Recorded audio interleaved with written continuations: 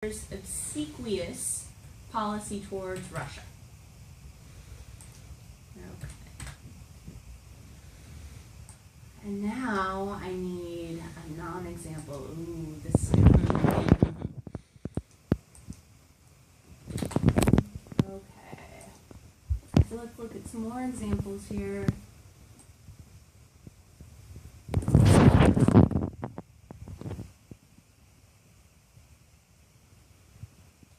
And it looks like they just get more and more complex, which is not what we want. Ooh, obsequious service is expected and one generally leaves a tip. That's an interesting one. So context of a restaurant. I know that Wyola doesn't have a lot of restaurants, so I'm probably going to let that one go. But a non-example could be, she was not obsequious toward the principal.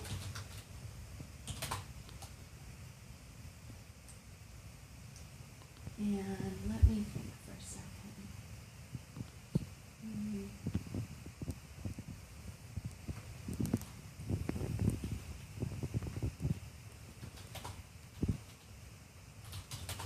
She would help her friends in class before she helps the principal.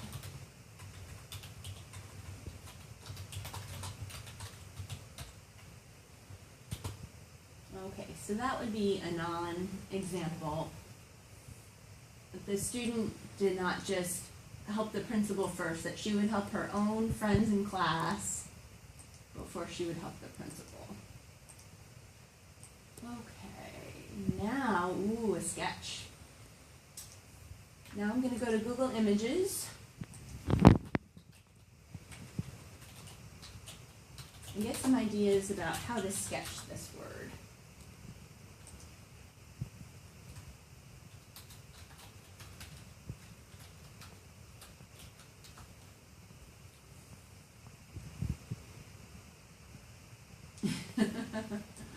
Okay.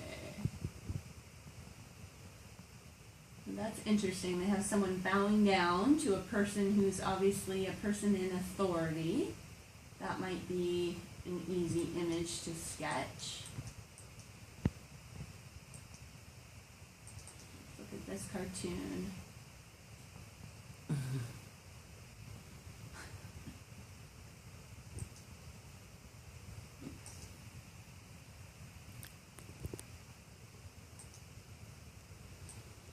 Okay, so the general theme that I see here is people bowing down as a way to demonstrate what it means to be obsequious. Some of these really don't fit, do they? I'm going to go back up.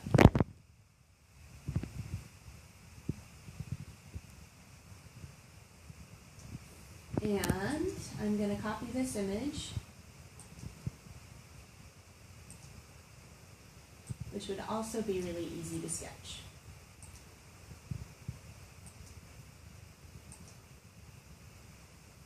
Maybe easier to sketch.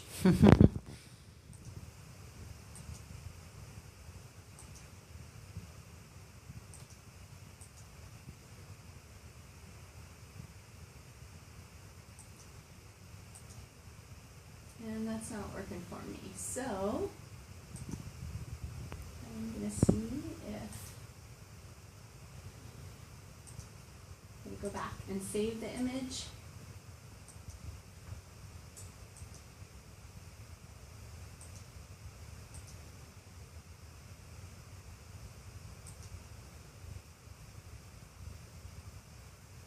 And then I'm going to try and insert it as a picture. There we go.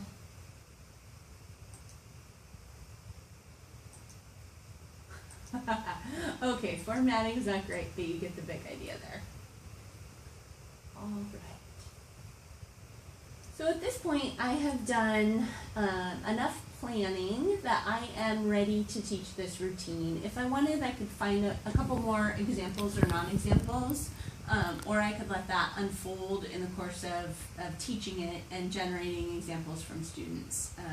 But now we have a word that I obviously didn't know very well before I looked it up, a definition that will be easy for students to understand, different word forms, my own definition, an example, a non-example, and a sketch. And so all in all, that took, I think, about 10 minutes of planning, and that was, I think, probably a little trickier as words go. If this was a word straight out of Journeys, I would already have the student-friendly definition, and I would already have an image to work with, so that would speed things up quite a bit. And really, I just need to focus on word forms and making sure I had good examples and non-examples. That is how you plan a vocabulary routine.